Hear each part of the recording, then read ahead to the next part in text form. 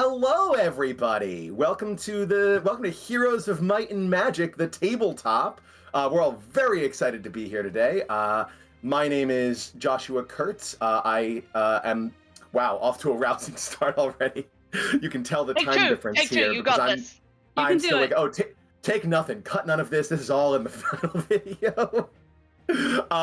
I am from D&D for Hire. I run all sorts of tabletop games professionally. I've been playing tabletops for about 8 years, and I'm here with two wonderfully talented people. Would you guys care to introduce yourselves? Hello, I'm Michelle Kelly. My pronouns are she, her, and I'm an actor, singer, voice actor, and a noble who's having a very bad day, I expect. I'm Naomi. You can find me all over the internet. Naomi Thinks It. My pronouns are she, her. You can catch me in Heart as your favorite handless lesbian Noel, or you can catch me on Realms Pod as your favorite chicken nugget wizard, Monty 3-Card Barker. And since I completely forgot to plug where to find me, it's DND, all the letters for Hire on Instagram is mostly where I'm at. Come find me. But yeah, we're here to play Heroes of Might and Magic, the Kickstarter for which is live right now. So be sure to check it out. It'll be running all the way through I believe the 30th of May is what we were told. So check out that bad boy, back this game if you have a good time today. We're definitely not getting through the whole module in the Quickstart guide, so check that out as well. Check out the Quickstart. Lots of good stuff. I'm so excited to run this game, and I don't want to delay any longer. A very, very quick intro to, if you've never played a 2d20 system before, it's going to feel a little counterintuitive, and we're not going to go over all the rules in front of you, just the ones that we need refreshing as we play. But the big thing to look out for is that we are looking for dice to be lower. So if someone rolls a 1 and gets really excited, you know why. Great. So without further ado, let's get this party started. Let's roll some dice. Let's roll some play. Alrighty. So we find our heroes in the, and I'm gonna get this wrong, in the continent of Antigorok. Antigorok? That sounds so real.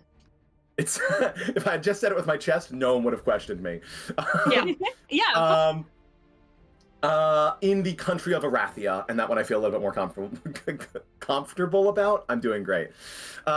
We find our heroes on the continent of Antigorok, in the country of Arathia, on their way to the town of Fearscotch. Fearscotch is sort of a border between Arathia and Krulod, Arathia being the mighty human empire, not all humans, but certainly led by the humans, and Krulod being home to barbarians and warlords and goblins and ogres.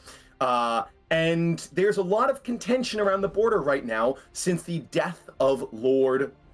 Oh no, check my notes. Andrea... Blackridge.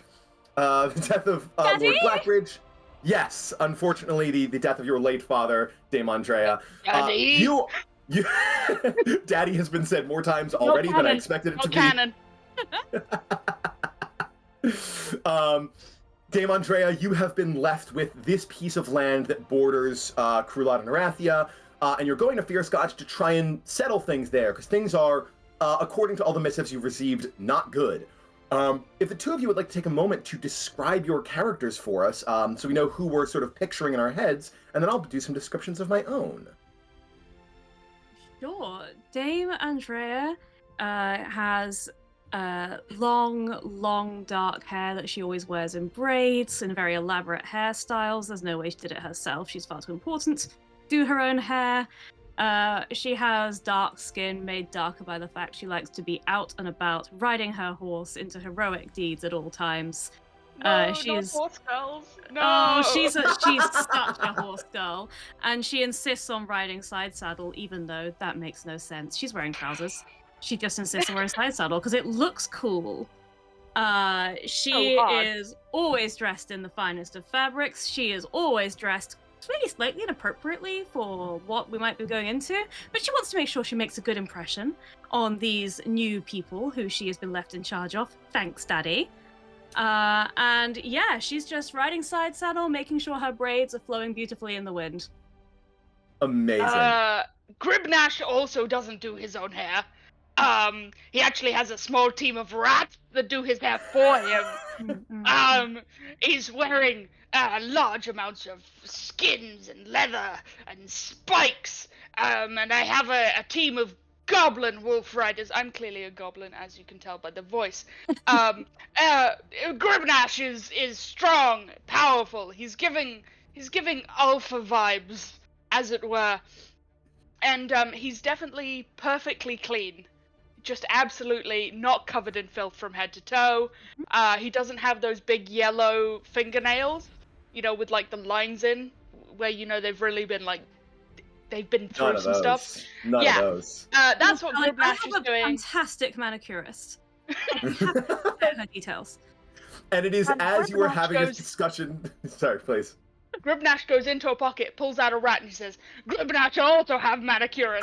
And he puts the finger in the rat, and the rat just bites off the nails, and then he throws the rat just like into the wilderness. The rat goes squeaking off. No rats were harmed in the making of this stream. It is as you were having this delightful conversation about manicures that you see two horses come barreling over the hill that you're about to crest, clearly in a panic. They have saddles on, but they're like, the reins have been cut as they just barrel on past you guys where you're riding to. You are, of course, marching with your various armies. Gribnash would like to dismount his wolf and try and grab onto the horse by the mane and stop it from running away from us.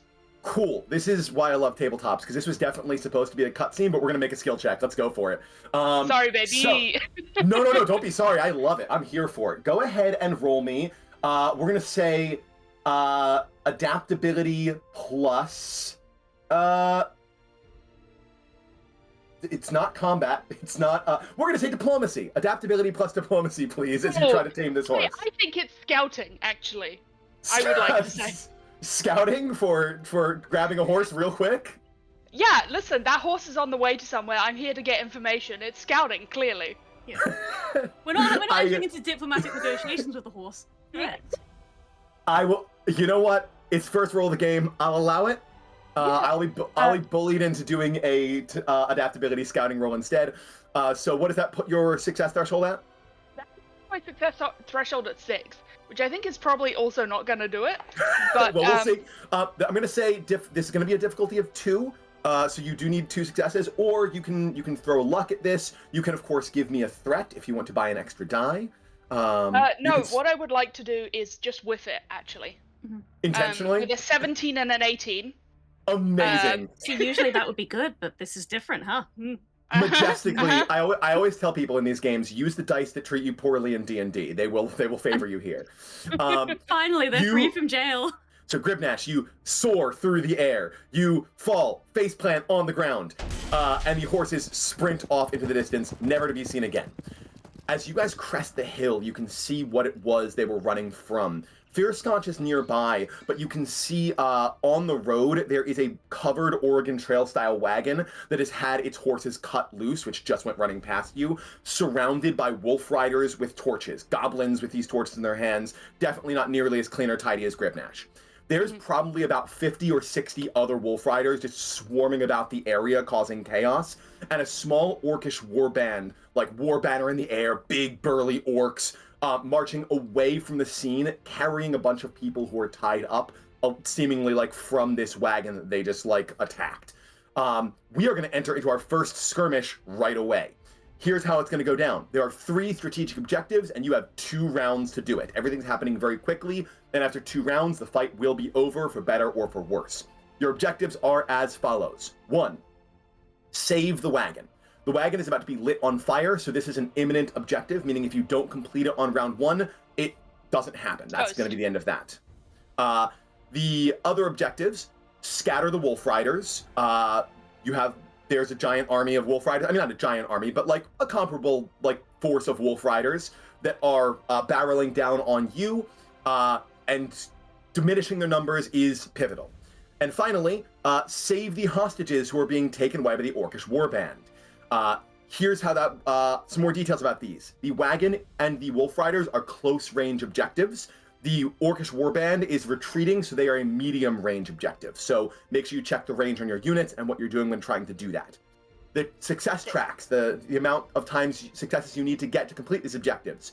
3 for saving the wagon, 5 for scattering the wolf riders, 6 for stopping the warband and rescuing the hostages. Remember, you don't need to complete all of these objectives, but for a glorious victory you do. So pick whichever objectives seem the most important to you to focus on first, and we're going to dive right into it. GM does not get turns during a battle. I have just set up the scene. The rest is up to you. So, who would like to go first?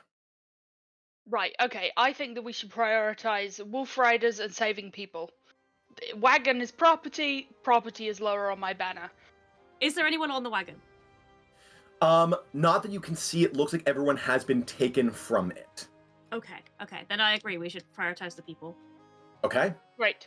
The people who are far away, they're further range. Do you want to use your crossbowman? I feel like that's maybe a further range. I feel like wolf rider on wolf rider violence is maybe the way to go. Yeah. Keep in mind. Go on. You can also use your magic as you don't need to just use units. You have spells which can further these objectives as well. Yes. Yeah. So the hostages are in. Could you recap what the hostage situation is, like where they are? They are being carried by an Orcish warband, off over another hill. So it'll take them the full battle to get there, but they are farther away, hence the medium range. Okay, then yes, I'll go after them. Okay. Divide and conquer. Great. Who's going first? I'll go first, and I'm gonna use everybody's favorite spell, Fireball. Woo! On some wolf riders. It's toasted hot dogs today. Great. It cost me 3 spell points. And what is the level of the spell? It is level 2. Then that is the difficulty you need to get. Which means you're starting with 2 dice. Do you want to spend morale or give me an extra threat in order to get some more dice in there? Because I have to get 5 successes, I would like to give you a threat. Okay. It should put your threat up to 7, and I'm going to spend a morale, which should take our morale down to 1. My threat's only at 5 this point. Oh, I thought you were starting with 6. Starting with 4. It's 1 for each level you guys have, and then 2 for every 5 combined army points you have. You guys have 7 combined army points, so just the 4. So now it's 5. We're good. And sorry, are you spending 1 of your morale as well? Yeah, let's go big. Okay. It's so 2 you rounds. have 1 morale left. I have 5 threat. Absolutely. So you got 4 dice. Let it fly. Let's go for it. Great. And my success is at success threshold is going to be your zest plus sorcery. Bene. So that's 9. That's doable. Excellent. Well, I got a natural 20. That's a complication. But I did also get 2 7s. Okay, so that is 2 successes. Which is so you do succeed. There is a complication, and I don't think you guys are going to mind it that much, but we're going to put it out there. So let's resolve damage before I describe this fully. Yeah, sure. So you're also what's the damage on Fireball as it stands? 2 damage to the first target in range, and 1 to another target in the same range. Okay. Given that you're attacking a giant group of wolf riders, I'm going to count that as this different targets. But now you're also going to roll 2d6, and we're going to add that to the damage. Now, for those new to these, this is not actually 5 and 6 damage. These are special dice, so it's going to be 1 and 2. We'll go over the result in a minute. Damage plus 1, and damage plus the special effect, which is it can be splashed onto yet another target. So essentially, I'm just clearing the fucking area. I think you are. We've already gone over our F-word limit, and that is okay. So, when you say damage plus 1, that means you got a. I got a 1 and I got a 6. Okay, cool. So yes, that actually the additional effect. So that's 2 damage from that, 2 from the original. So that is 4 damage straight out the gate. So you start raining fire down in the battlefield. This is not just a fireball. This is cinematic, throwing fireballs in all directions. Wolves and goblins going flying all over the place. There are burning embers that go scattering in multiple directions, and one of them just fully catches the caravan. The difficulty for stopping that wagon from going up in flames has gone up by 1, which I don't think you guys mind too much, but if you do decide to stop it, it's going to be even harder. Gribnash, darling, when you said we shouldn't focus on the wagon, I didn't think you meant make it easier for them to burn it down. Listen, sometimes in war there are sacrifices that need to be made. And the cart was he didn't even have any horses, it's fine. I mean, the paint job was very gauche, but I'm not sure it deserved to be burned. That is 4 successes on the 5 success progress track. So the Wolf Riders are almost entirely scattered after your Deed of Magic. You still have a Deed of Might remaining if you'd like to take it. So that is either you or your units or both. What do you want to get at with that? Great. So I would like to use my units. I have Goblins and Wolf Riders. I would like to use my Wolf Riders. And I get an extra d20 because they're participating in a maneuver that's also being pursued by another unit, which is going to be the Goblins. So you're doing a maneuver? I'm a maneuver or an objective. Okay, cool. Yeah, it doesn't have to be a maneuver. Gotcha. Great. I would take this time. It's very important at this time. I have named all of my wolf riders. I would just like to take a hot minute. We have Arcus the warrior, Night Stalker, Fearless Spartan, Igor the Revenant, Darkfoot the Silent One, Swiftpaw son of Lightning, Eater of Worlds, and Little Teacup, who hasn't quite grown into his name yet, but he's getting there. And if Little Teacup dies, this whole plot is going sideways, and we will avenge Little Teacup. Incredible. All right, so you are sending them off to clear out the rest of the Wolf Riders? Yeah.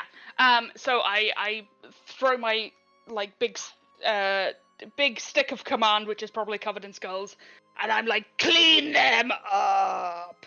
Fantastic. This is going to be a daring plus tactics roll. The difficulty starts at 3 during battle, so we're going to do a difficulty of 3 here. You have 1 momentum left. You can give me threat as well if you would like. How do you want to play this? And you also have luck, which you have 2 of for the entire game. Yeah. So I get 2 to roll, and I get an extra dice because I'm using my Wolf Riders and my Goblins. Okay. See? And if you use any threat points, then I gain an extra army point. Okay, I'm not planning on using any threat points for this particular one. That's cool. I'm just letting you know. Good to know. Sick. Capin, I'm just rolling the 3 for this unless I spend my luck or give me threat or spend your last momentum. Great. I'm going to give you another threat and take you up to 6. Okay. I'm going to use 4 dice. Great, and you only need to allocate 1 army point because that's the only success you need to do this. Go ahead. Yeah. Great, so that is 3 successes. That is what you needed, so we're good to go. Your Wolf Riders go in, your Goblins go in, the Silent One is barking up a storm. You guys, and just clean out the rest of the Wolf Riders. You don't, leave a bunch of dead in your wake. You leave some dead in your wake, and the rest goes scattering. They flee into the woods, clearly outmatched here. Fire rending them apart, the superior forces tearing them to pieces. They scatter. That objective is complete. The bonus for completing that objective is it reduces the difficulty of all other objectives by 1 for the remainder of the battle. So it was a good one to do first. Nice. On that note, though, seeing the chaos behind them, the Orcish warband looks behind, goes, oh, and really picks up the pace. You see the one waving the war banner, does a circle, and a, shimmering field of energy appears to block them in their retreat. I'm spending 2 threat now to increase the difficulty of that objective by 1. Which just brings it back up to the 3 that it was at the expense of 2 threat from me. Gotcha. So that brings it now to Dame Andrea Blackridge's turn. Andrea makes sure she looks really commanding on top of her horse. Of course, and she sees the fireballs. She's like, oh, terrific, wonderful. They seem to have that under control. Crossbowman, could you shoot those baddies? Don't shoot the hostages now. Shoot the baddies who have the hostages. All right, off you go. Tempting fate are we today? Yes, ma'am! They bark a reply, and crossbows line up. This is going to be, we're going to call this focus plus tactics. Focus. Are you just using your unit, or are you getting in there as well? I think I'll just send them. We've got enough around. Okay. Fine. Perfect. Let's see how they get on. Focus plus tactics, what does that make your success threshold? It makes it 6. Okay. You do need 3 successes to make any progress here. Okay. Well, you should get amongst it, because then you can use command, and then you're increasing your threshold by 2. Okay. I'll do that then. Okay, so you grab your own crossbow as well. So make that a command roll instead of a tactics roll as you get to the front on your horse, side saddle, crossbow out, ready to go.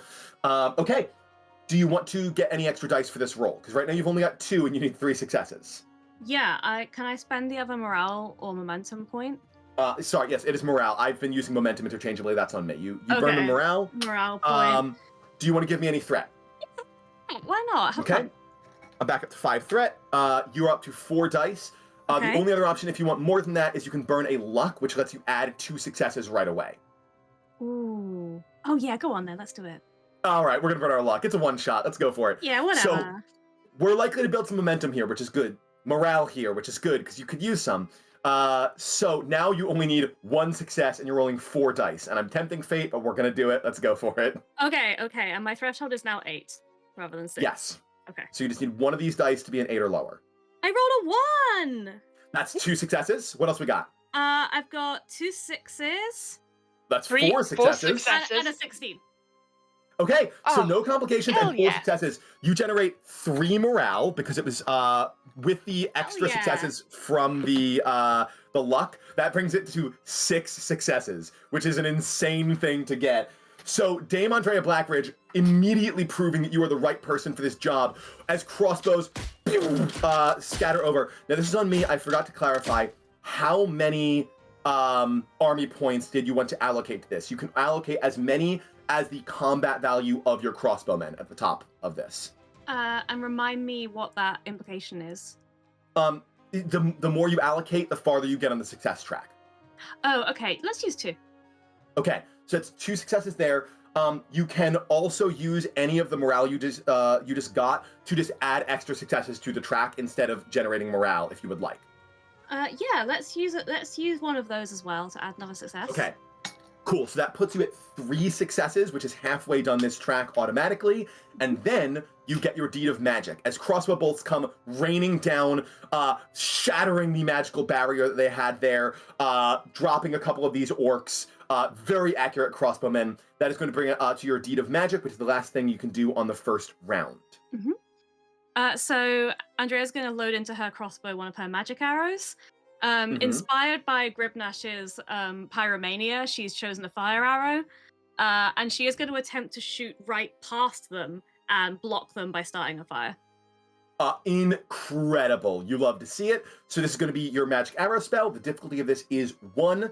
This is going to be, you're going to be rolling, I'm going to do focus because it is a precision thing. Okay. So it's going to be focus plus sorcery. What does that put your success threshold at? Sorcery. So, I think that's 6. Okay. You only need 1 success here. Okay. You start with 2 dice. Do you want to spend any of that morale or give me any more threat? Yeah, I'll use one of the morales I generated. We Okay, still have, 3 still dice. have 1 left. Here we go. Okay, let's go. This will be cool if it works. It certainly will. Oh, that one fell out the tray. A 14, a 16, and a 13.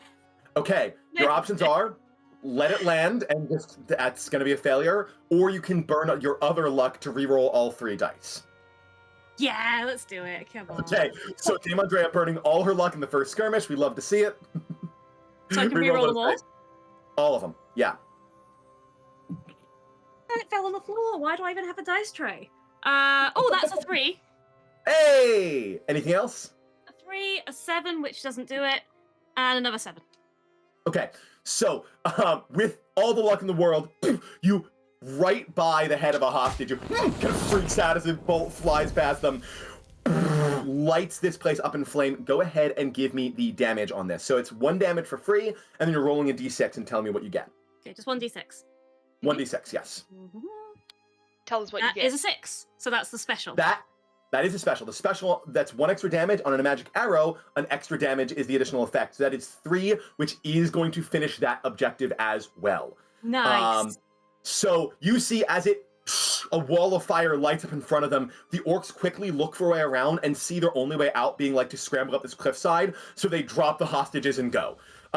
With no other escape route, they quickly abscond from the place, shouting some obscenities back at you as they go, and technically that's it, because with the imminent objective failed, the wagon goes up in a ball of fire, and every other objective is complete. So after 1 round, our skirmish is over. Yeah. We We did could have it. saved the wagon, maybe. You We probably could have. Yeah. So Maybe saved the wagon. We allowed the wagon to burn and also started more fires. So Yeah. in many ways, smashed it. a peek behind the curtain for our viewers and also you guys at home. I've run this like skirmish as a test a couple of times because this wasn't in the book. I added this because I really wanted to show off the army mechanics. I think it's really fun that you can do full army battles in less time than it takes for a single round of D&D initiative. I think it's very, very cool. But I ran it a couple times to test, and every time I'm like, should I lower the difficulty of these objective tracks? And every time they got through all 3 of them. So it was so funny to hear you be like, forget the wagon. We don't need it. Through the wagon. But hey, we're learning it. It's great. You did save the lives of the hostages and the lives of your people. Now, whenever you engage in a deed of might yourself, you suffer a vitality. So, Dame Andrea, you would take vitality damage, but at the end of the battle, it recovers anyway. So it's a moot point. And your units take losses whenever they do something. Except your crossbowmen, when they're doing a medium range objective, don't take a loss because of their ability. So you're good there. And your units, Gribnash, do they have anything to prevent losses? No. And you used both your units, yes? Yes. Okay, so They they have- both suffer. Yeah, they have 2 endurance. Okay, so because you got what is called a victory for completing more than half of the objectives, you may recover 1 loss to one of your units as well. Mm-hmm. Which one are you gonna do? I am going to save the Wolf Riders because Of if course. Little Teacup dies, I'm gonna lose it. No, we're not having that. So your goblins, your goblin unit is a bit like they suffered the brunt of it, and like unfortunately, it was because of your fireballs. Like it was very much like there's a lot of goblins that are like burned to a crisp. A few have died. Mostly they're just like superficial injuries. They'll recover. They'll shake it off. But your goblins are looking a little thin on the numbers. But otherwise, you guys made it out okay. Listen, my hostage- Wolf Riders are doing therapy dog. They're all rolling around so you can pat their bellies. So the goblins, like, they've been through it. But I am providing, like, some sort of emotional aftercare for this. It's fine. Little Teacup is alternating between like licking the wounds of goblins and then like finding the dead goblins and just like eating them a little bit, like just a few bites. Gotta get your love that. protein. Gotta be big and Classic strong. Little Teacup. Classic Little Teacup. As this is all happening, warily the survivors of the caravan attack, the would-be hostages, are sort of like making their way over to you. They weren't like properly tied and bound or anything. They were just grabbed and run away with. You see they're kind of like making their way over, clearly trying to decide if you guys are friend or foe at the moment. But you see representing them, there's a younger woman, kind of like brown hair and a ponytail, traveler's garb, got like this tunic and like some like basic like defensive leathers on, comes over looking all frazzled. Just goes, to whom do we owe our rescue? Please tell me you aren't going to kidnap us as well. No, absolutely no interest in that. Sounds dreadful. Dame Andrea Blackridge, pleasure. Oh, you see she immediately takes a knee.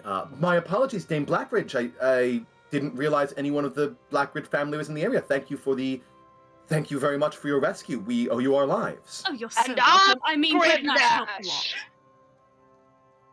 Gribnash, my lord? Yes, on your knees.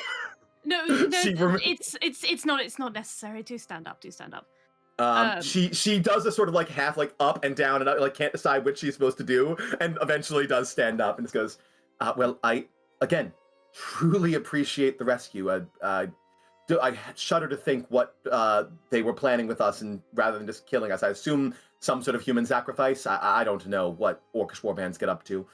Probably nothing good. They looked awfully rude.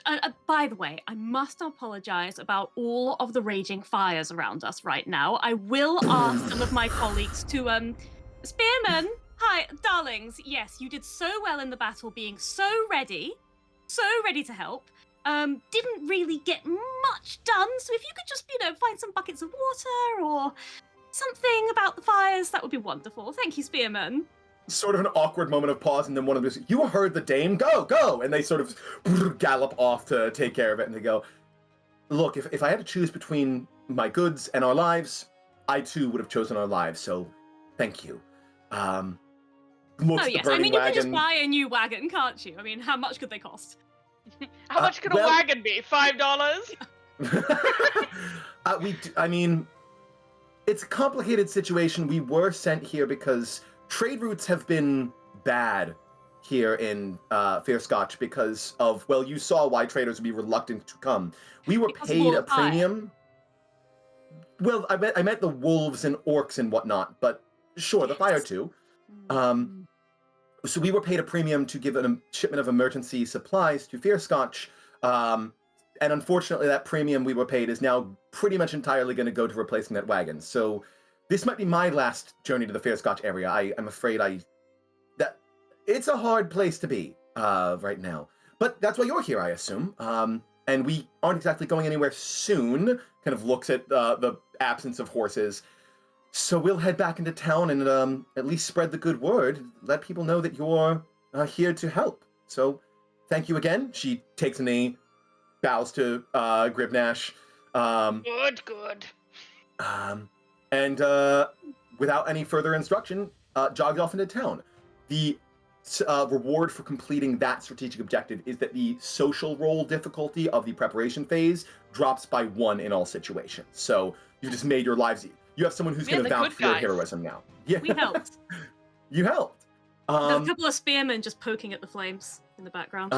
They have managed, to your credit, they have managed to find a river and are like throwing buckets of water on it. You see one particularly enthusiastic spearman who's just like riding to the river, filling a bucket, riding back, over and over again. So by the time you guys get into the town, he's just like drenched in sweat.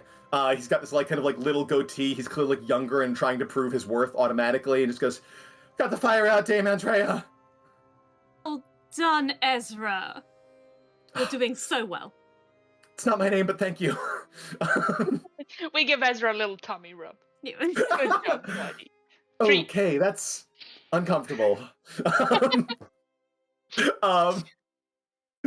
Fierce is a mere speck of a town, surrounded by a low palisade and an embankment fitted with sharpened stakes. You can see a lot of the buildings have been abandoned, and while there's plenty of like farmland and like area to work, there's a lot of just like absence of people in general. You can hear there is a noisy goblin encampment already up in the town. You don't know who's leading them, but they don't seem to be like hostile goblins, and everyone in the town is very clearly like giving them space and like being very wary about them, allies or no. There's a single little like blockhouse on a hill which acts as the only defense for the place, and a watchtower that they are doing their best to keep their eyes out for, but they did not have the time to respond to this attack before you guys did. So you can see, even as you come into town, eyes are on you, and the merchant you saved is like running around, like giving you guys like thumbs ups to everyone and like shaking everyone's hand, being like, look, the Dame Blackridge is here, so like kind of helping you out. By the time you cross the threshold into the town, the pikemen kind of start like stabling horses as best they can.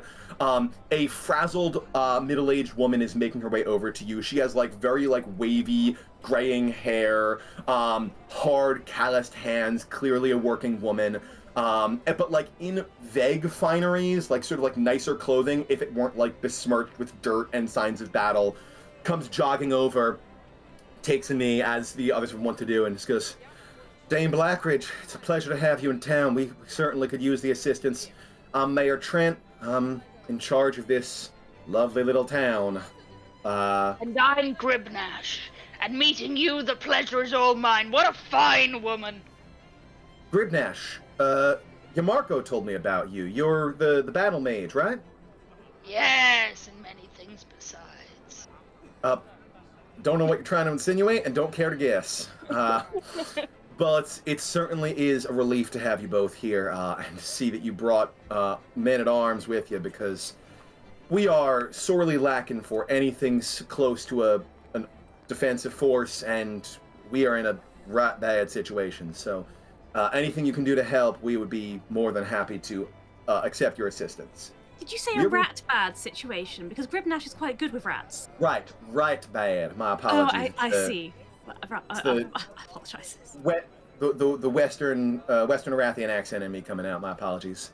Oh no, that's all right. I'm just getting used to the local colour and flavour of Scotch. So.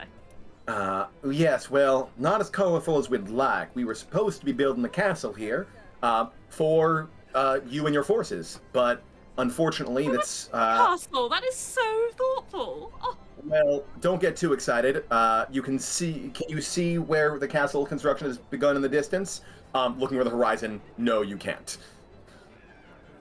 Well, you know, it's been. It sounds like it's been a terribly difficult week. It has indeed. Sorry, Gribnash, what was that? It's an invisible castle. I've heard of these. Great sorcery has taken place in this town. I wish I could say that were the case. No, it is an absent castle, as in it does not exist yet.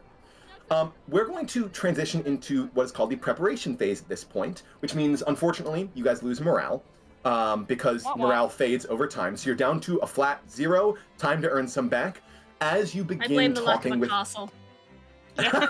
For sure, that would take a toll on your morale, I bet. I'm gonna have us start off, and either one of you can roll this, whoever has the best odds, with a very quick, we're gonna call this insight diplomacy roll, as you kind of converse with the mayor and see like what information you can get out of her before I continue having her blather on. Which is there's only gonna be a difficulty of 1, which is reduced to difficulty of 0 because you completed that. So you're gonna succeed here, but there's a chance to earn morale. Mm-hmm. Right. I feel like diplomacy is maybe Dame's zone rather than mine. I'll go for it. Yes. Also, actually, I'm so sorry. I was wrong. It should not be insight. It should be zest. Zest is the usual, like, talking to people one. I messed up. In that case, I've got a success of 8. Beautiful. James? All right. Oh, no, Blackridge. Wait. Are you? Wait. Oh. How zesty is Gribnash? No, I've got 6. I was looking at your character sheet, which is why the scores are the same. Dame Blackridge, do you want to give me a threat to get an extra die so you can build some more momentum, or no? Yeah, why not? Go on. All right. Have your threat. I'm sure you won't do anything bad with it. In the time we have, I might not. We could be loading that. That's I got 1 success.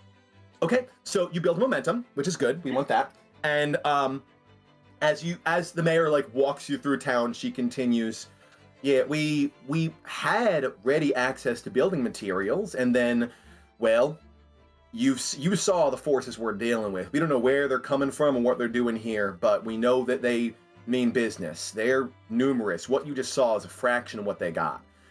We had a quarry about a day's ride from here, which we were shipping rocks in from to build the castle, and they took that as something like a headquarters. That's their base of operations now. There's hundreds of goblins and orcs holed up there, and we have no idea what they want it for. So that cut off the building materials, which and their presence has also caused raiders to attack the roads. So it's not safe for traders anymore to come through, which means there's no money coming in, which means most of the working folk around Fear Scotch have up and left, because if they're not being paid, what are they staying here for? Well, most of the working people. In the distance, you hear, hey, don't touch that rock. It's a very important rock. It's called a cornerstone. You hear me? A cornerstone. And you hear there's someone like off in the distance, like yelling at one of the goblins who have like made their camp around where the castle is supposed to be built. And goes, I don't know what he's still doing here. You'll have to talk to him yourself if you want to find it out. Your assistance would be very much needed. Is there any more information you need? Otherwise, feel free to ask around town. Make yourselves at home for what little home we have. Yes, goodness, Daddy's left me with a right mess to sort out, hasn't he? Well, we should. Yeah, I feel like we should have like a daddy. I feel like we should have like a tally counter in the corner of like number of times "daddy" has been said unironically within the game. You don't suppose they're building a castle in the quarry, and that's why they wanted the rocks? I don't know. We don't really have the forces needed to scout safely, because if any of us got caught, they would be, I assume, killed or captured immediately. You guys, you might have more luck completing a task like that than we would. Interesting. You haven't, perchance, got a large shield with sort of horrendous vibes in the quarry? Just like vibe. really spooky, sort of off-putting aura. An absolute Ohio of a shield, as the kids would say. Bale, this is gonna age like a fine wine. Imagine if we'd seen a terrible, horrendous vibe shield, we probably would have noticed that before the goblins came poking around. But I guess if it's buried there, we wouldn't well know, would we? Oh, Gribnash, have you lost a horrible shield? Oh, I heard tell of a horrible shield once, and then it just like we get the whoa, whoa, whoa, whoa, whoa, whoa, whoa, and there's a stop motion of like a big skeleton with like big angry eyes with a piece of armor, and all the armor sort of like the skeleton gets stabbed in the eye and he goes bleh and falls over, and then all of the armor sort of gets pulled away, and then we see the shield, and the shield comes up, and it's a shield but with angry eyebrows, and it goes it goes deep into the earth, but we see stink like purple lines coming off it to show its bad vibes, and he's like, yes, I have. Gosh, I have terrific never been narration, happier. Gribnash. I've never been happier to not have to do exposition. This is incredible. She goes, well, that's news to me. But if you're curious about like local legends, you might talk to our local astronomer Orpheon. And as if on cue, in the distance, I'm gonna roll on a little random table we have going on here. As if on cue, in the distance, you hear, "Hark in the vast! Be warned! Be warned! The weather changes!" And you see an old man with frazzled hair and like red robes, like white straps going down the sides. As you see this man comes out and just goes, "The red moon rises, violence shall thrive."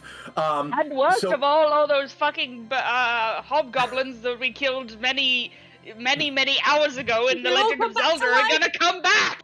I have to do this whole section again! It's wild how many... It's wild how many fantasy lore uses the red moon as something that like does things. In this case, red moon is actually a good thing for you guys. During the red moon, heroes gain an extra attack die on all physical attacks. So that if you guys get into a fight with someone, you'll have a bit of a oomph behind your blows.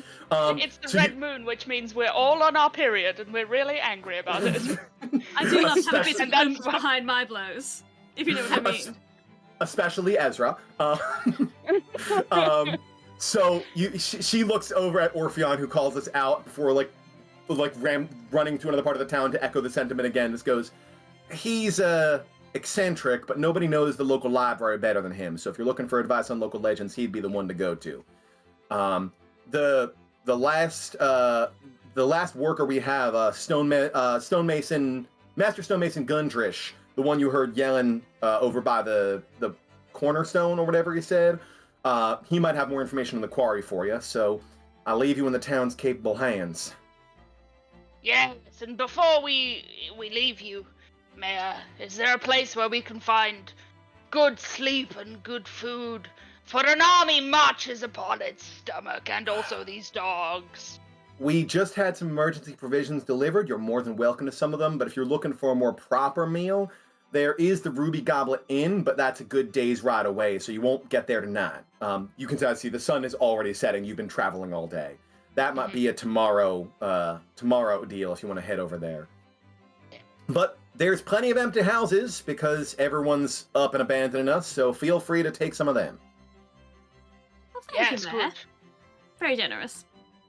And what time do you get off work? Sorry? Get off? I don't understand the question. If there was like an inn and I was dining alone and you weren't busy, Go ahead. Oh, we're for sure gonna roll this. Go ahead and roll me, absolutely. I can't decide. I'm gonna let you choose between daring or zest here. And diplomacy, please. Sure, Uh, that's and a then 7. I'm gonna put the difficulty at 2, but as I clarified, all social rolls are reduced by 1. So this is a difficulty of 1 here. Go ahead. Let's see if I can Come on, make it. Gribnash, show us Do you that want- riz. do you want to burn the morale here, or do you want to give me a threat or a luck? I'm gonna give you a threat. Okay, Worth it. absolutely. Go ahead. So it's 3 dice. Let's see what we got. We got nothing. We got what? We got nothing. We got Three- absolute. We got potatoes.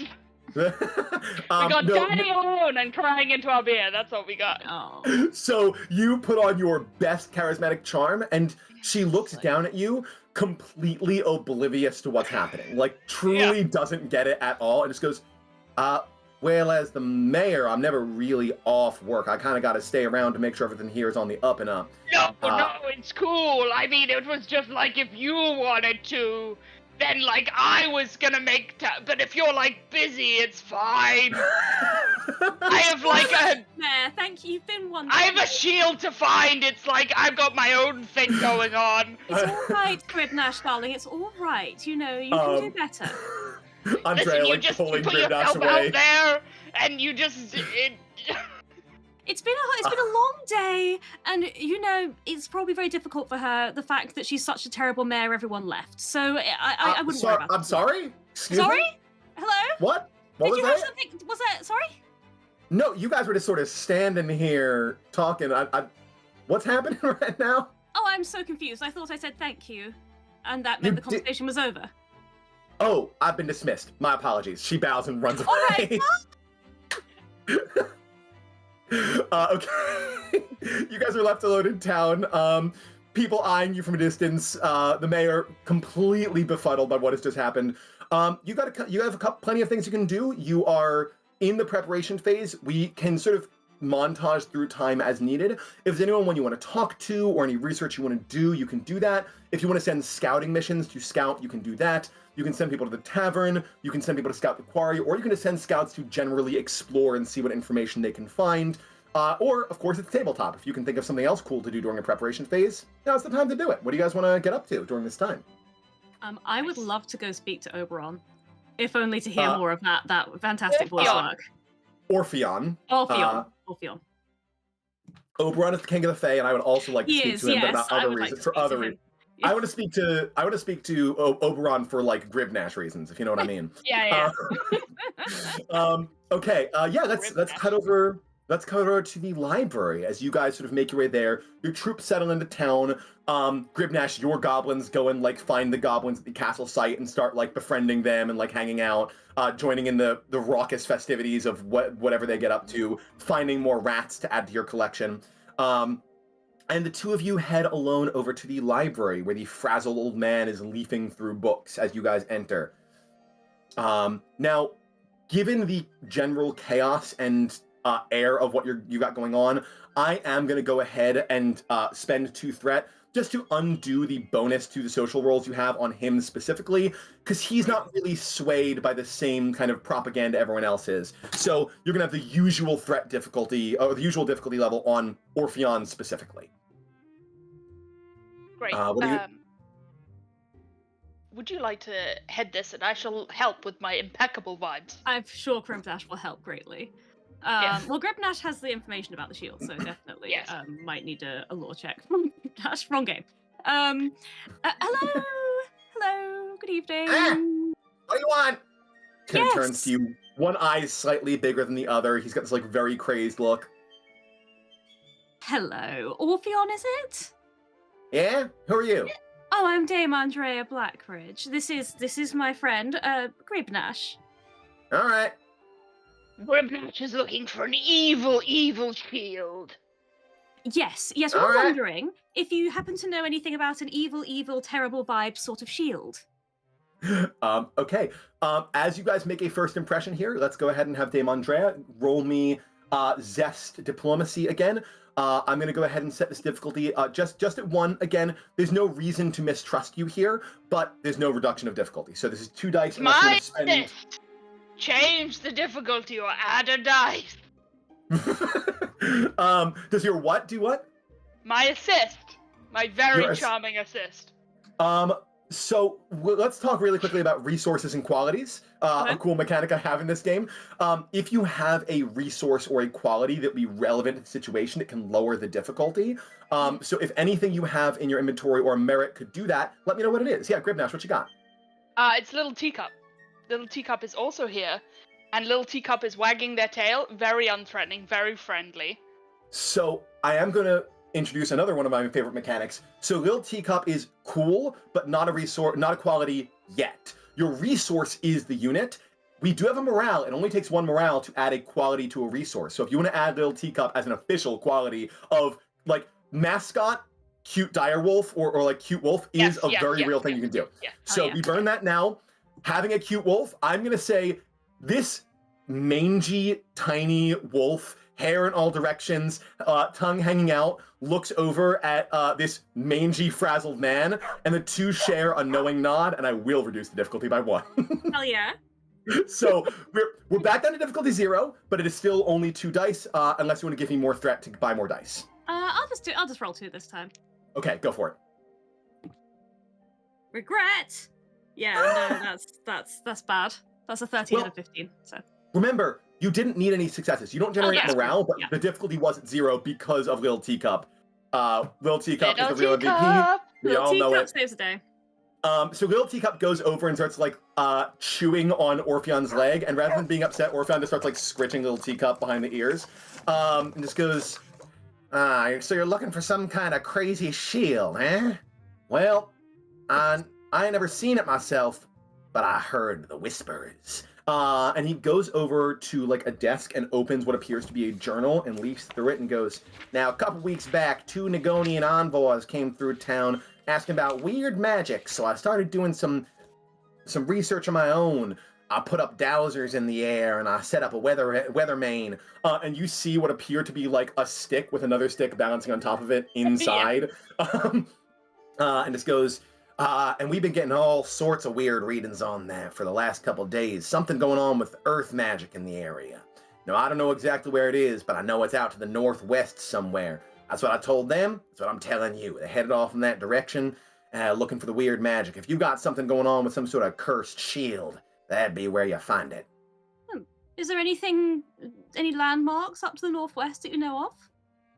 I mean, the quarry's a bit farther west and northwest. I don't know much about any landmarks outside of that. I think there maybe used to be some sort of tower, but that was a long time ago. Ooh, an ancient tower. That does sound intriguing. It's a castle waiting to happen. There wouldn't happen to be like a sort of weird network of underground tunnels. Maybe the tower was buried under a large hill at some point in the past. I am an astrologer, and if you think I know all about the weird tunnels in the area, you're exactly right. So he pulls out a map and starts unrolling it. He goes, now we haven't managed to map any such things, but there have been here, and here. Starts pointing out random locations you haven't actually found yet. We've noticed that's where there's sort of a bit more give to the earth, suggesting there might be some sort of subterranean structure around. So you just need to find an entrance to those tunnels, and I think you're gonna find maybe the source of that earth magic. Yes. Gosh. Are you sure about going underground, Gribnash? There's worms down there. Well, and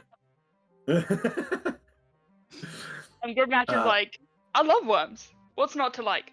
Gribnash puts a gentle hand on Orpheon, and he goes, "You're incredibly wise.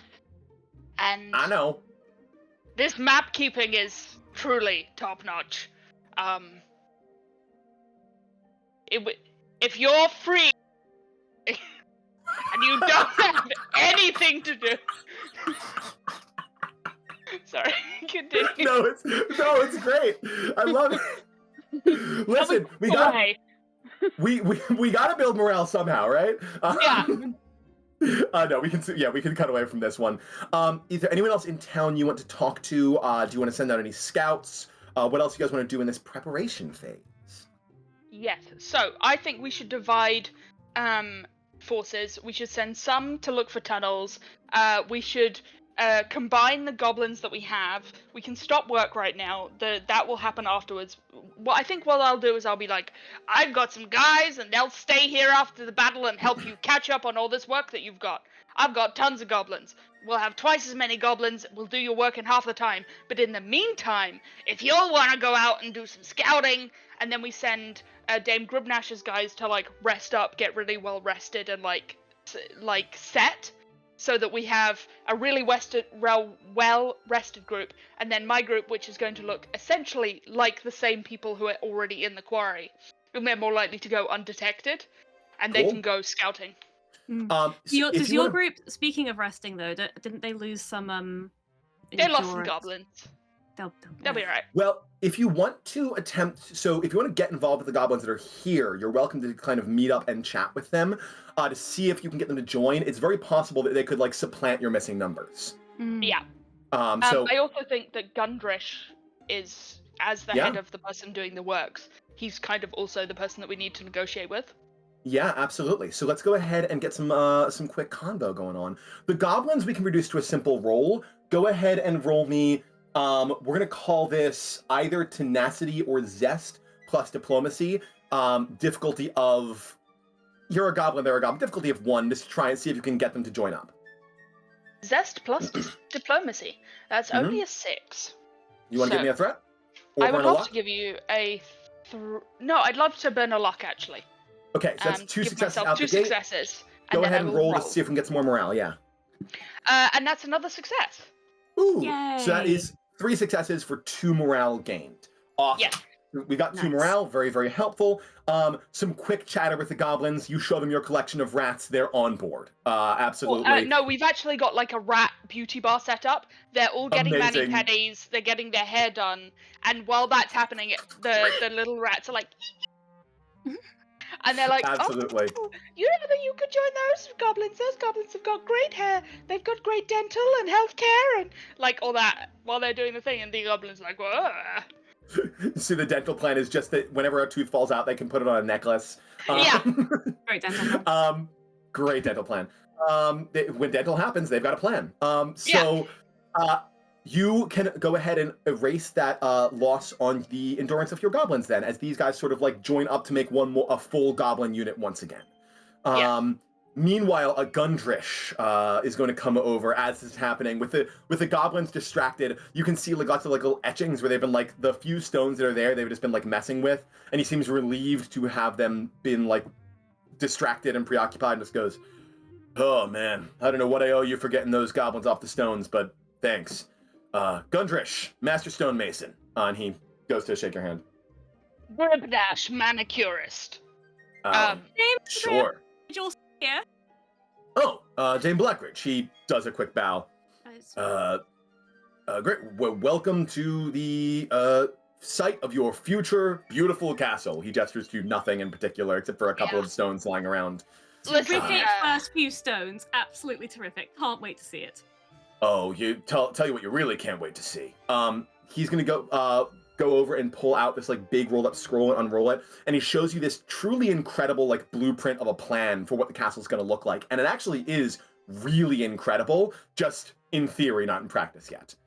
It's not just a blueprint, it's got like pop-up sections. So like for sure. It's like a big like a thing pop-up and then book. it's just like, what? And you're like, oh, very lovely. Yeah, I'm like, I've got the little drawbridge part, and I'm just playing with it, and I'm like, this is going to be wonderful. You know what? Maybe Daddy wasn't wrong to give me this part of the land. It's going to be fabulous. Daddy counter goes up. Gundrish. As the daddy of this town,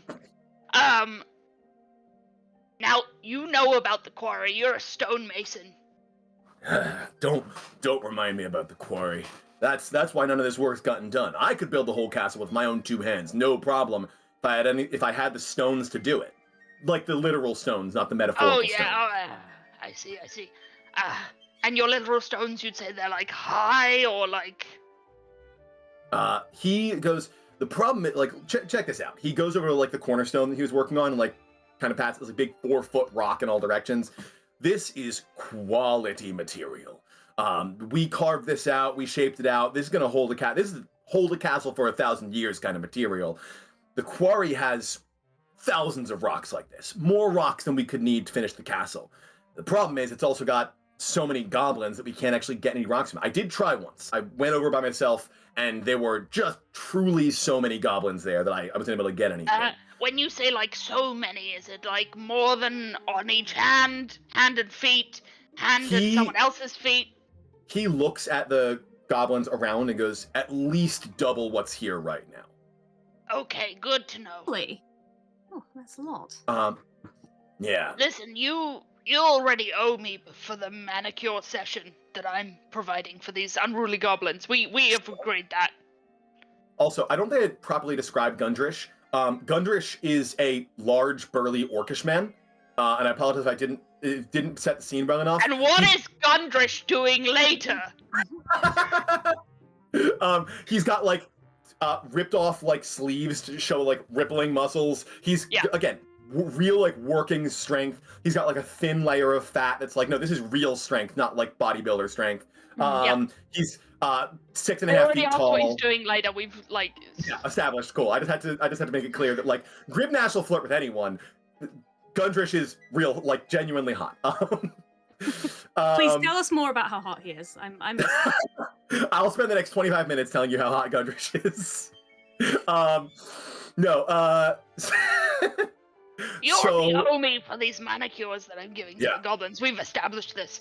I want to clear this quarry for you. I want the quarry cleared. We're gonna get along just fine. And so listen, this is not going to be easy. You've already said there's twice as many goblins as we have here. Right. If there's anything you can do to improve our chances, now is the time to offer it. This is gonna be you, and I know your zest in diplomacy is not as good, but this is on you. I'm gonna say this: the difficulty was already gonna be 1 to get him to help, but there's no, the thing he would help with would be 2, so it's reduced to 1 by the situation.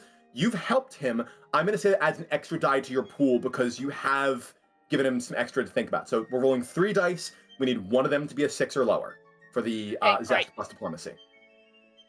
You also have 2 morale if you want to burn 1 here.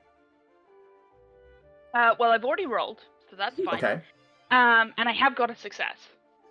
Okay. So that is what you needed.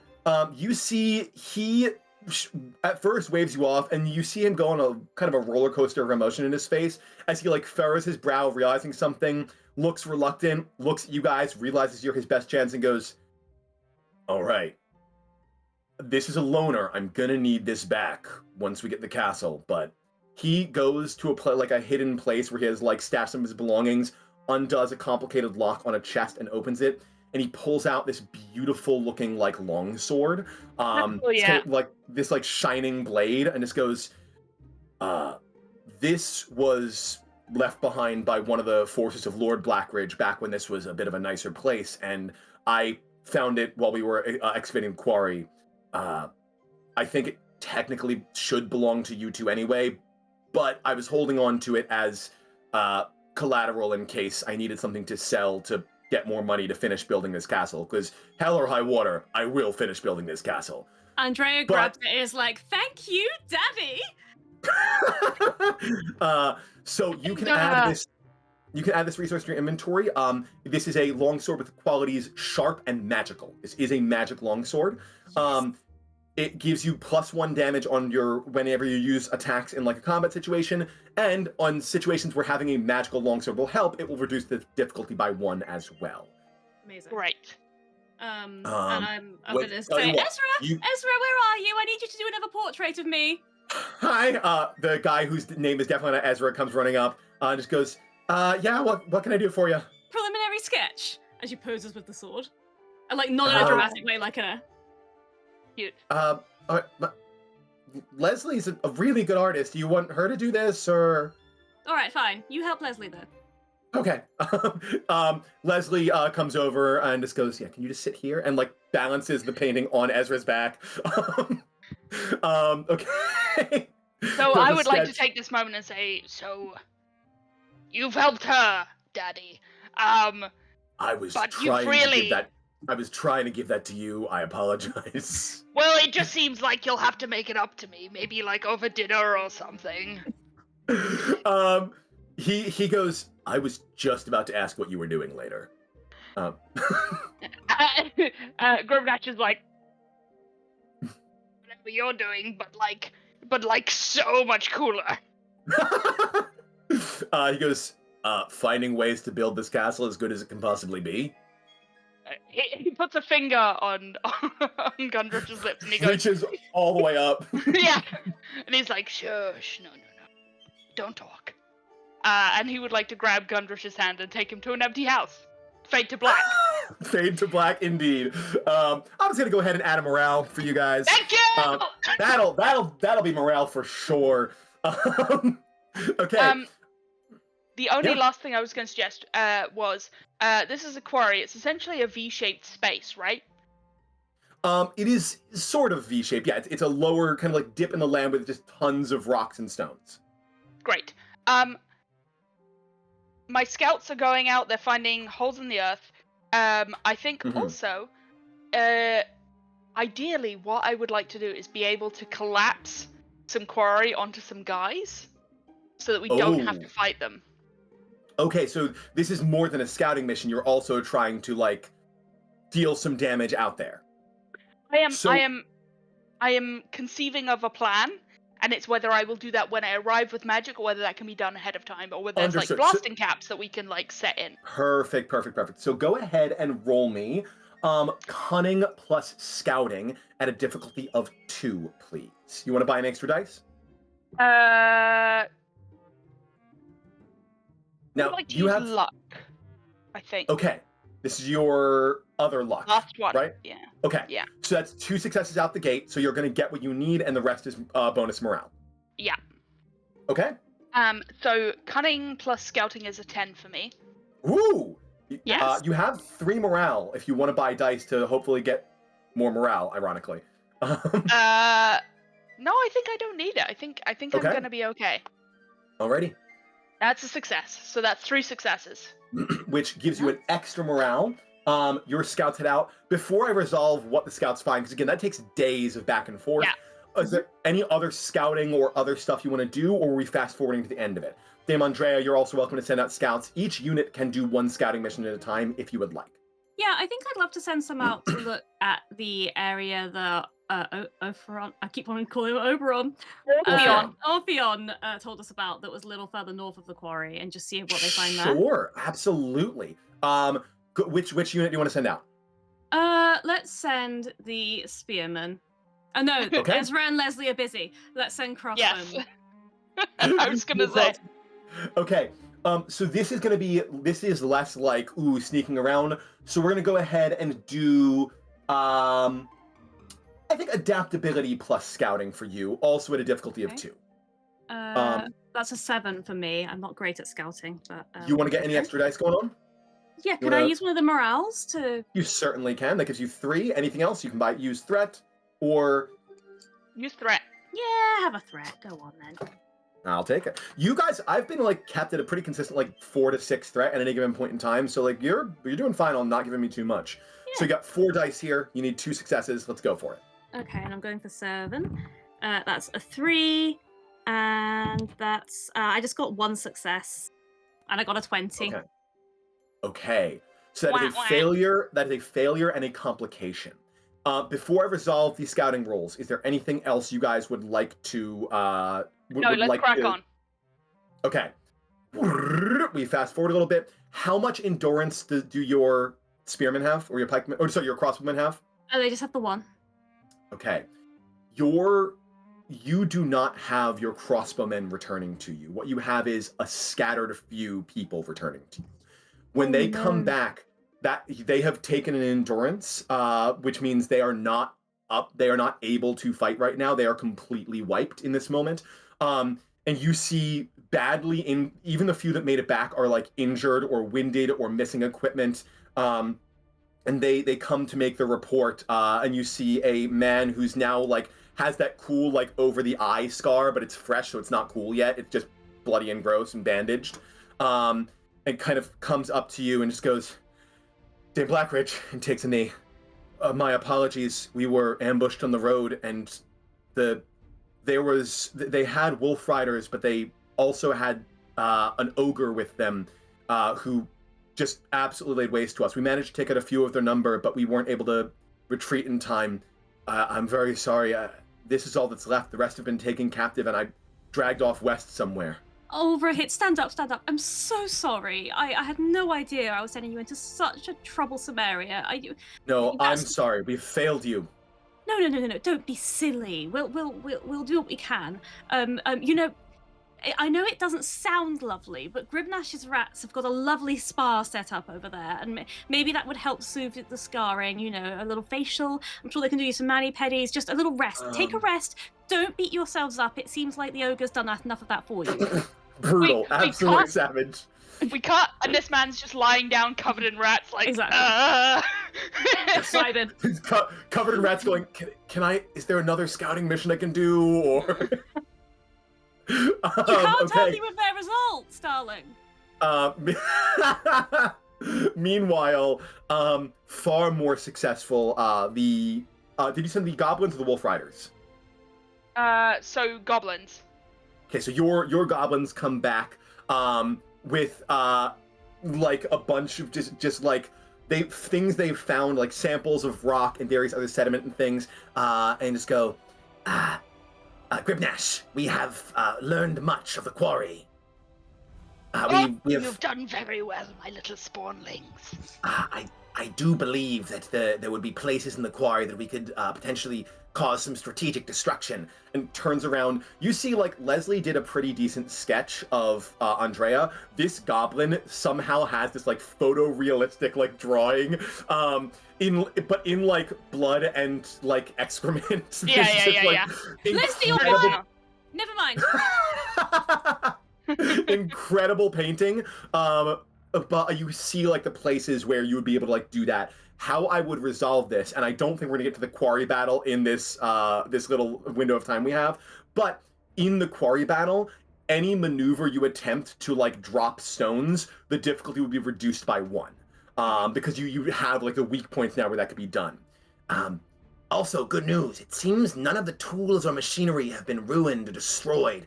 Whatever they are doing, they're not trying to sabotage the castle building. They just need that location for something we can't quite figure out what it was. We couldn't get too close without causing any ruckus.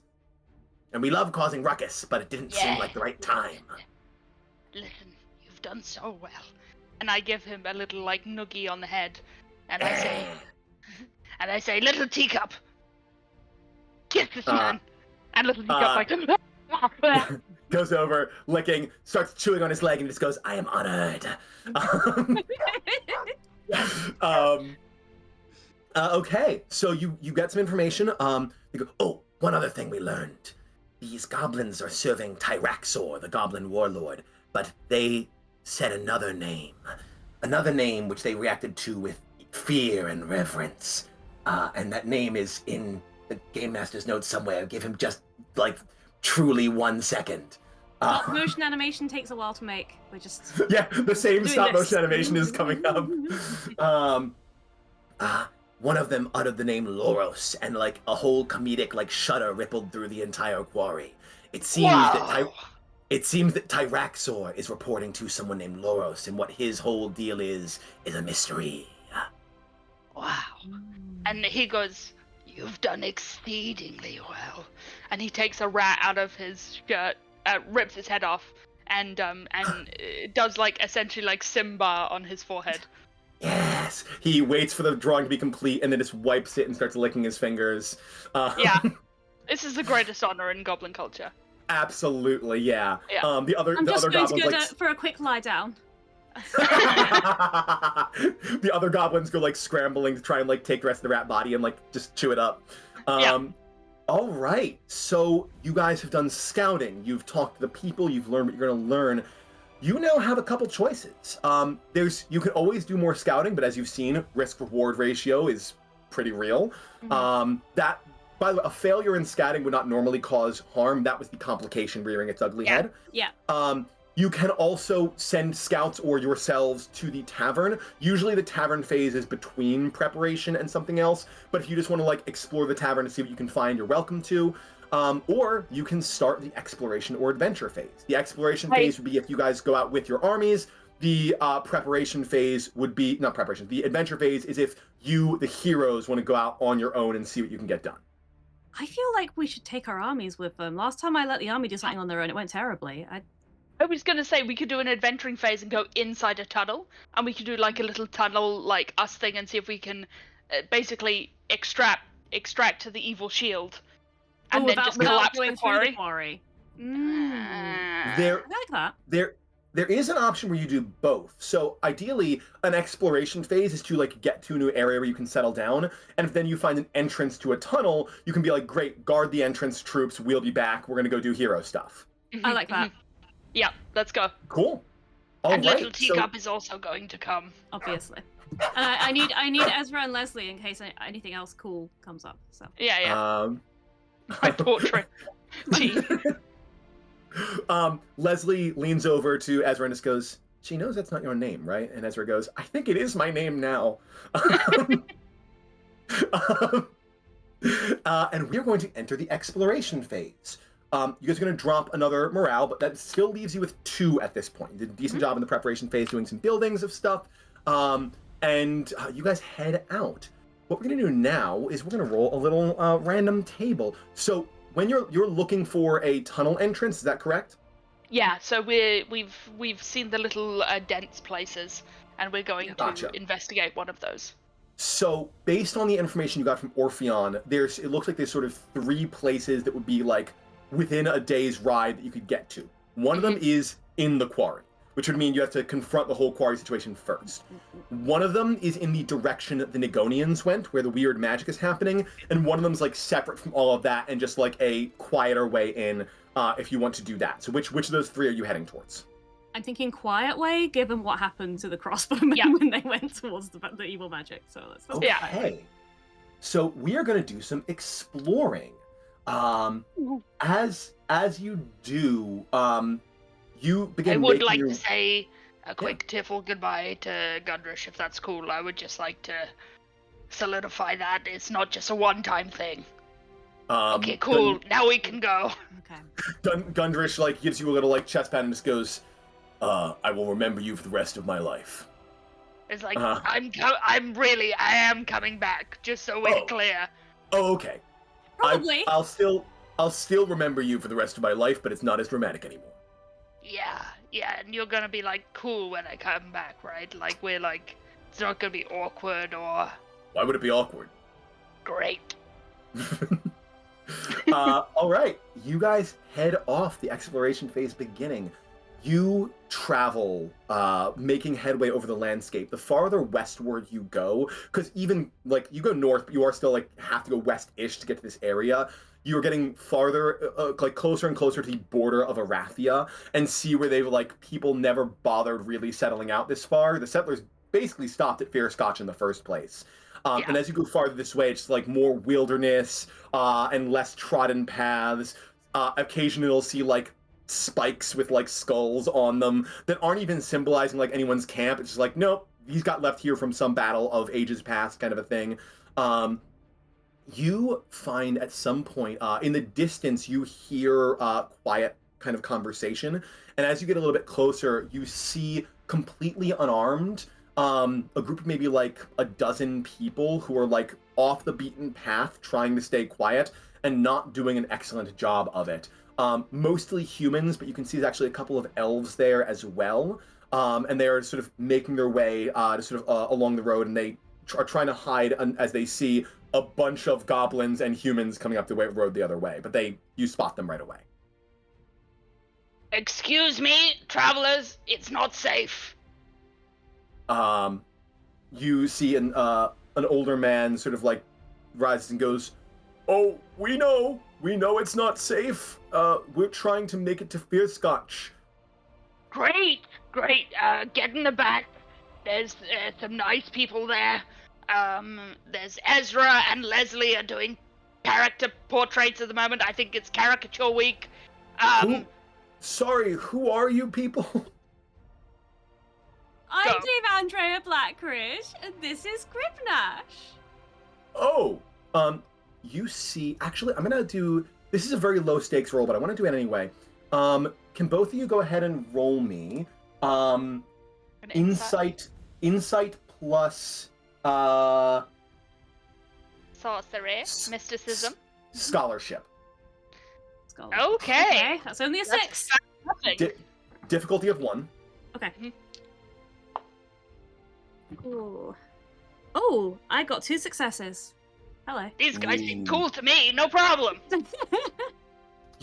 So that's gonna build a morale over here. You see, Dame Andrea, you notice as you introduce yourself, most people sort of like straighten up and do the usual thing. The people who aren't as on view as the others, who don't need to like physically present, look a bit like wary, and you see one of them even, as you say, Dame Andrea Blackridge, spits on the ground. There seems to be is some... unhygienic. Clean that up. You see, sorry, what was that? Gun, not. It was rats. Clean that up. No, you notice nothing, Gribnash, if you remember. I know. I know. But you see, not being aware of what just happened, the man who stepped forward is like, what's unhygienic? What your friend there just did, spitting on the ground when I said my name. He looks like nervous like that, and he goes, now, I think we all know a little bit better, he turns to his group, we all know a little bit better than to disrespect the Blackridge family. And you see they kind of like murmur a little bit, and he goes, my apologies, Dame Blackridge. And he bows again. There is some trepidation amongst our number, given the state Lord Blackridge left this place in after his demise. Listen, don't have you speaking ill of Daddy. He's not here to defend himself. But I'm here now. You don't exactly know right. me, and I'm actually very nice. So there'll be no more of that, thank you. He's doing like a bang-up job. Things have gone absolutely swimmingly at every step. Go ahead and roll me Zest Diplomacy difficulty of 2, please. Yes. Can I use a morale? Absolutely. No, give this man some threat. Keep our morale. You can do both. I think I'll just use the morale. Okay. So I get 3 dice. Yeah. Okay. Mhm. Zest plus diplomacy. 4. That's 1 success. Okay. You say that, and there's just sort of no real response. It's like, it's very much, you can tell about there's a money where your mouth is energy here, where they're used to having people tell them things are going to be fine, and then seeing things not turn out fine. So the older man just goes, look, we want things to get better. We're trying to get to Fearscotch and hope things are a bit safer. Maybe head further eastward from there. We were trying to settle, but this doesn't seem like a safe place to do so. We would be very thankful for an escort back to town. Yes. Well, that seems fair. All right, spearmen, darlings, could you keep these rude people safe? Brutal but fair. Your spearmen are gonna gather up, form a kind of protective line around them. You see some like surprise and like, oh, like okay, like actual action coming into it now. You didn't necessarily make any friends here, but you're at least proving that, you know, money where your mouth is. So your spearmen are going to leaving you, Andrea, with no functional units right now. So Gribnash has the army part nailed down. Certainly won't be a problem. And they are going to head along their way back towards the town. As you hear like one of those spearmen just going, "Hey, we're gonna get you back to town safe. My name's Ezra. Nice to meet you," and just like trails off as they go. Full name change has taken place. And you guys continue marching on your way. Gonna roll one more time on the table before we arrive. I hope you don't mind me sending my people away, Gribnash. Yours are just so very effective. Yeah, they're good, aren't they? And I give little scrub to little teacup. As you guys walk, I'm gonna have another compulsory roll. If everyone would please this time roll Insight Mysticism with a difficulty of 2 here. Ooh, Okay, I'm I bad would at like that. to give you a threat. So would I. All right. Threat.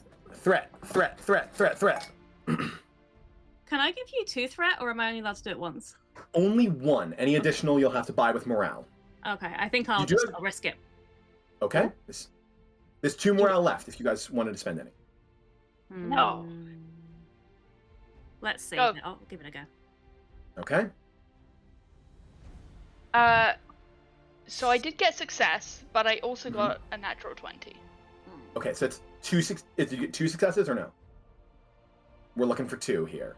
Yeah, I did not get any successes, I'm afraid. Okay. And oh, how the turntables. Here we go. Yeah. It's going great. There is potentially some, like, you guys feel something weird magically, but can't place what it is, so I can't give you any, like, additional information or bonuses. But on the road, as you guys travel, you see there is a figure waiting for you. Or maybe not waiting for you, but standing in the road. He's dressed in, like, full battle armor, like, knight level, like, plate armor, full helm with the visor down and everything.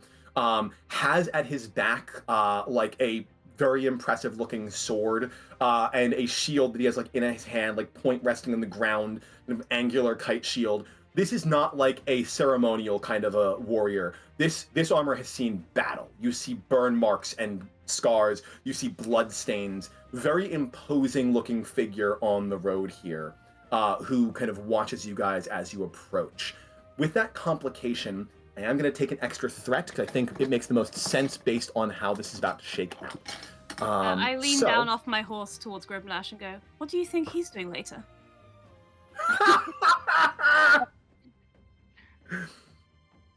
I hail the suit of armor, and I say, "Hello, I've come to answer your riddles 3." You hear a chilling voice from beneath the helmet, sort of like rasping. "I've no riddles for you, Goblin. I am here on personal business." What is your quest, friend? He turns and goes, "I'm searching for something. Something that I need to exact my vengeance."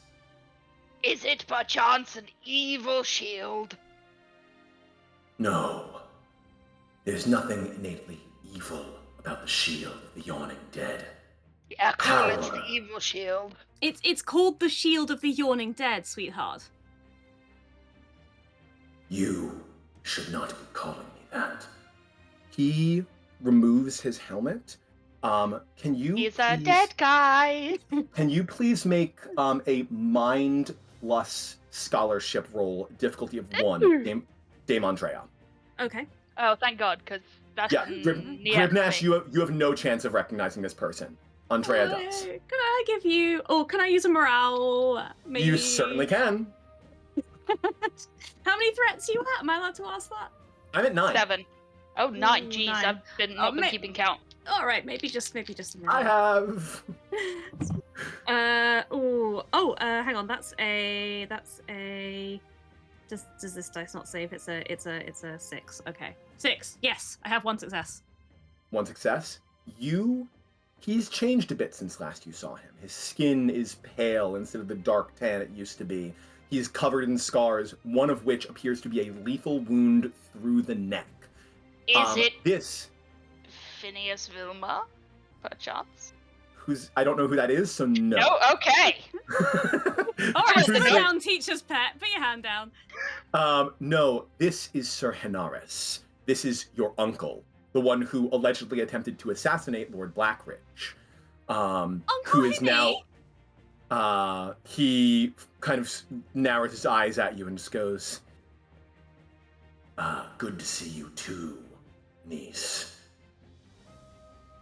I need the Shield of the Yawning Dead so I can exact my vengeance. I will be having it. Will you join me or no?" No, Uncle Hinny, you tried to kill Daddy. "I did no such thing. You can't believe everything you hear, niece." Well, you look very, very sort of threatening and like the sort of person who'd do that sort of thing, and also the whole sinister way you're speaking. It all sort of backs up. No, now you're being racist against the undead. Now that's just prejudiced. No, you know my name and you're calling me niece. That's sinister, isn't it, Uncle Hinny?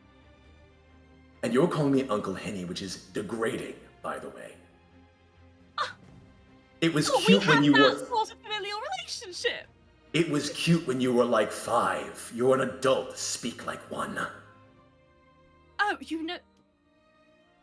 I see now why Daddy never cared for you. I will have the shield. If you'll not aid me, I will not have you getting in my way. I challenge you, Dame Andrea Blackridge, to a duel to the death. What, like now? Volunteer as tribute. I can't think of a better time. He completely ignores Gribnash. Just like, no, I don't think that's a good idea. Gosh, well, Calendar's very full today. We had a sort of tunnel-based plan. Oh, don't worry. It won't take long. Your honor has been questioned. What would a Blackridge do? Well... Get someone else to do it.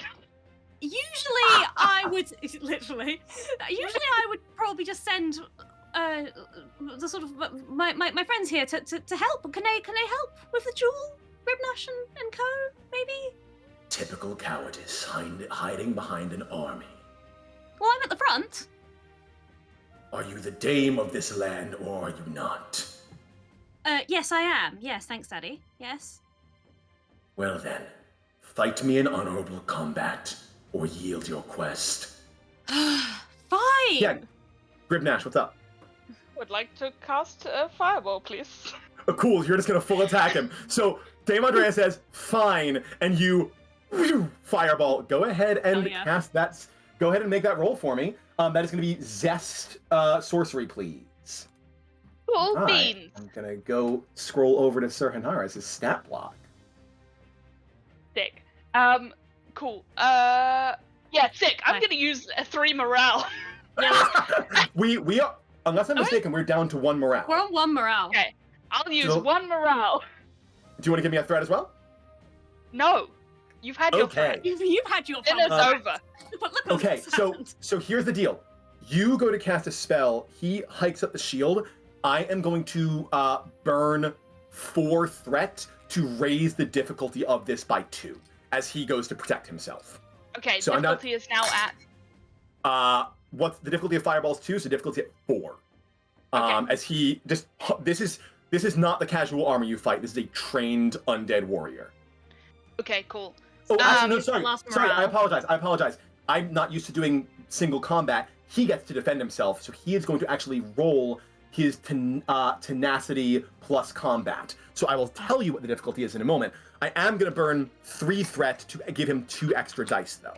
So, this is going to be success threshold of 10 for him.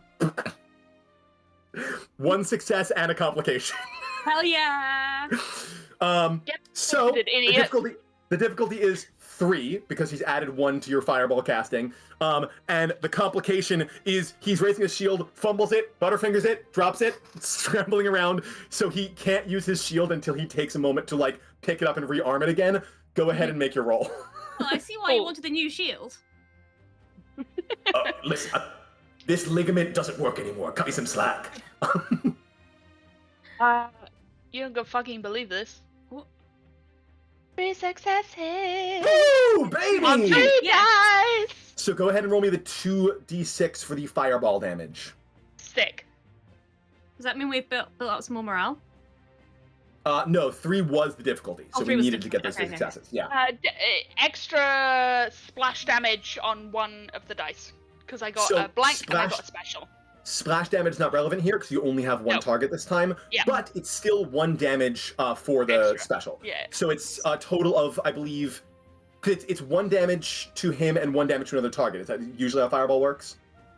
2 damage to the first target. Awesome. So 3 he damage. takes 3 damage. Nice. I'd like to incinerate the shield with my extra damage if that's cool.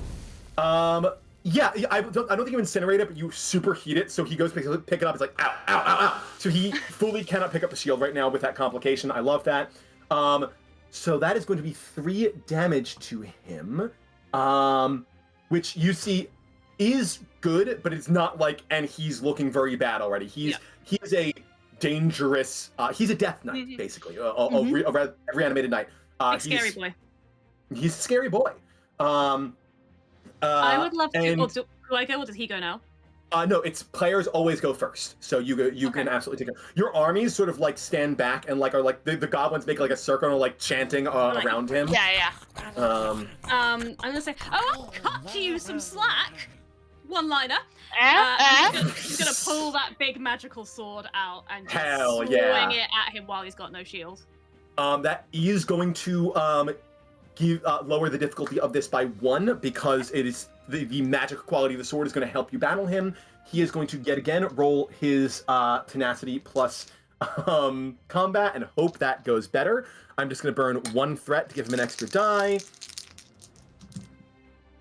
Okay, that is much better. No complications for him this time, and 2 successes, which sets the difficulty at 2 for you. Okay, and what am I trying to beat? 2. Oh, no, sorry, you are rolling your own daring plus combat. Daring plus combat. Okay. Mm-hmm. All right, so that's 9. Okay, fine. Let's roll Sick. it. You got this. Come on. Oh, 1 success. An 8 and a 10 I got. King, king. He is going to, oh no, sorry. Your magic sword lowers the difficulty level by 1. So that is what you need. So go ahead and roll your attack die, which is just going to be 1. No, sorry, it's 2 because of the blood moon or the red moon. So go ahead and roll 2 d6s and tell me what numbers show up. 2d6. So I rolled 2 blanks. Okay. But I do have +1 damage as a quality of this sword. That is 1 damage die. So go ahead and roll that extra die. Oh, so that's one +1 damage die. Okay. Yes. That's a 2. Okay, so 2 damage. You swing around, he parries as you guys are like clashing in the middle. You catch him in the shoulder, and you see that like you hit what would have been like that would have taken the arm off of a human, like a living human. And you see his undead like has given him some like fortitude. Undead take -1 damage from all physical sources, so he takes 1 point of damage from that, and sort of snarls at you and just goes, "So no honor left in the Blackridge family, I see." I'm doing the jewel! Tell your goblin friend to stand down. I don't give orders to Gribnash. Gribnash is their own person. And It's an independent entity that also hates you for unrelated reasons. And this is no duel.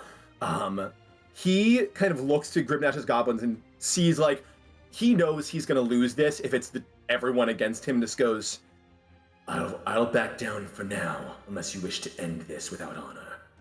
Classic cowardice. He attacks you. I love it. You full goaded him into this. I am going to burn 3 threat. Burning through all. I'm down to 2 at this point. So he's burning through all this threat.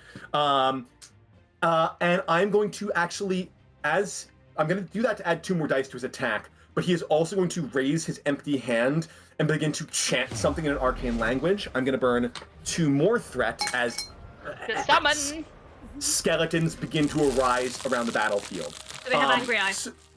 They definitely have angry eyes. Now, point of note here, you don't need to target skeletons individually. You are fighting basically a few skeletons, is what it's called. So you attack the skeletons as if they are 1 unit.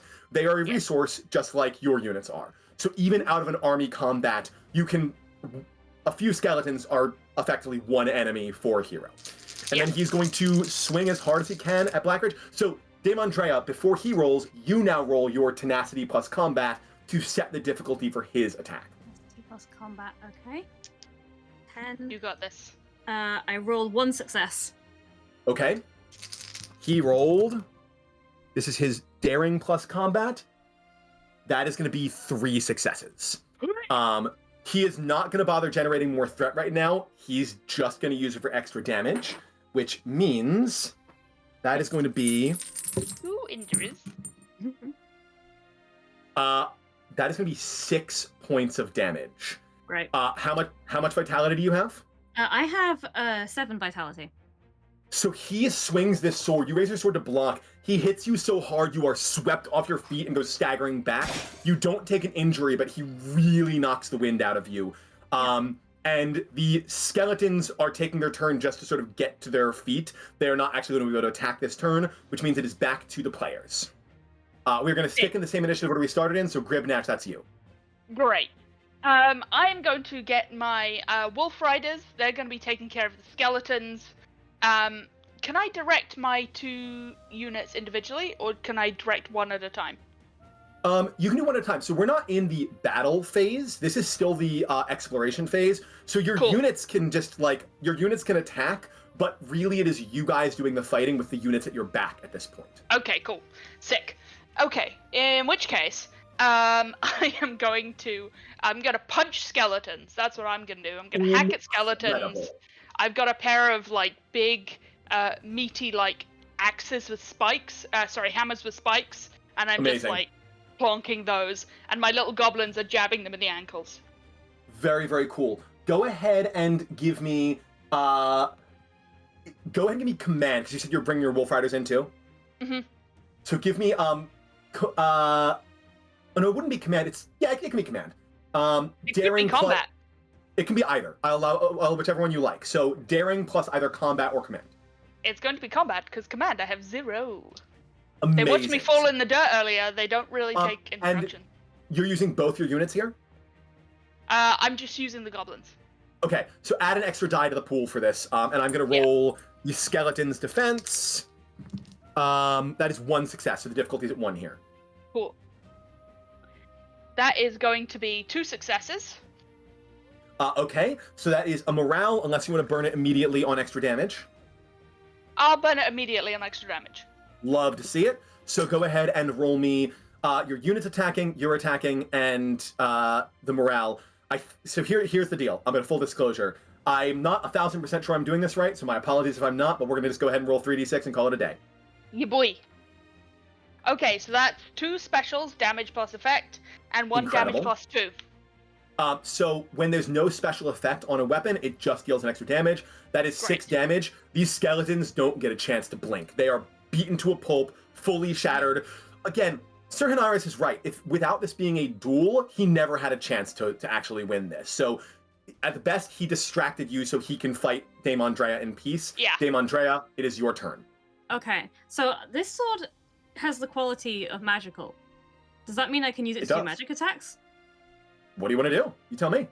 Okay, so I want Andrea to notice that the physical hitting with the sword didn't have quite as much effect as she expected it to, given how sharp it is. So instead, she's gonna tighten her grip. We're gonna have a magical girl transformation. Light sources come from nowhere. The gems in the hilt of this sword start glowing, and she's gonna slash, and it's gonna kind of carve a little blue beam, very video gamey, that's gonna swing through the air towards Uncle Hinny. I tell you what, I love it. Go ahead and roll me whichever's better for you, Zest or Focus, plus Sorcery instead of Combat. Zest plus Sorcery. And actually, first he's going to roll his own Tenacity plus Combat to resist this. That is only 1 success, so the difficulty here is going to be 1. Okay. I'm going to give you a threat to roll 3 dice. Beautiful. And I'm going to not drop them. Come on. You got this. 10, 11. I do not got this. That's No 3 successes? failures. No. 10, 11, 16 I rolled. Beautiful shining light. Swing the sword. A beam attack simply does not happen. You see Sir Hernairis goes like this, and it just doesn't happen. You do a It does beam not work attack, at and all it does is give him beautiful beachy waves. It's like, that's not what my bad. This is a new sword! He just goes, typical. And he is just going to run and swing at you again. He's going to burn that extra threat you just gave him. Go ahead and roll your own Tenacity plus Combat to protect yourself. Tenacity plus Combat. Can I dive in the way to take the damage? I will allow it. Please roll me Adaptability plus Combat to do so. Ooh. That's 2 successes, including a 1. Okay, so Dame Andrea, you go to defend yourself. He only gets 1 success, so it's not even taking the damage. You dive in the way and block the attack. Yes, I also got a natural 1, so I would like to get some bonuses, thank you. So, was the natural 1 the only thing you got? Or did you get a success and a 1? I got a success and a 1. So that is 3 successes then, which means you beat him by 2, you get 2 morale. Yay! Let's pass it. I would love to put a bow on this, so let's pass it back to Dame Andrea real quick. Yes. You have 2 morale. I have no threat. You can buy 2 dice if you want to see if you can finish this off with 1 final blow. Yes, I'm gonna try and do the magical sword thing again, but this time, for real. Just fire a beam, like. Right Okay, it's go ahead. Same thing. This is gonna be your zest or focus plus your sorcery. I will roll his defense. I would like to hear the magical word that you have to say for your beast for your. That is 100. No successes and a complication. Okay. For the complication, I'm going to give you an extra morale, which you may use immediately. So it costs 2 morale to buy a second die. You may burn them both. You have 2 now. You can burn them if you would like to get another morale, so you can roll 5 dice here. Let's roll 5 dice. Let's do it. I love to see it. Let's see what we can do here. That's 3 dice. I only got 1 success, but I also got a natural 1. Okay, so 3 successes. Is the natural 1 your success, or did you get a success and a natural? No, I got a success and a natural 1. So yeah, that is 3 successes, because a crit counts as 2 successes. So you can add that all to extra damage. And because you were using the magic sword, no, that's allowed you to do. Okay, so that is no reduced damage here. Give me the 4d6, because it's 3 from the successes and 1 from the sword. Okay. So 4d6, let me know what you get. A 1, a special, a blank, and another 1. So 2 1s, a special, and a blank. That's 4 damage in a single blow as you shoot. What do you say as you hold your sword forward? You're really? Turns out, the reason the beam didn't fire, the sword had been charging up this whole time. A beam of light fires through and punches an 8-inch hole in Sir Hinaris' chest. He staggers backwards from where Gribnash had blocked him, and he looks up at you, and you see a flicker of, like, the old Sir Hinaris appear in his eyes. You see, like, light in his eyes for a second, and he just goes, "Perhaps Fear Scotch is in good hands after all." And he crumbles to dust. Oh, I feel so bad about that, but he was technically already dead. So just bear that in mind.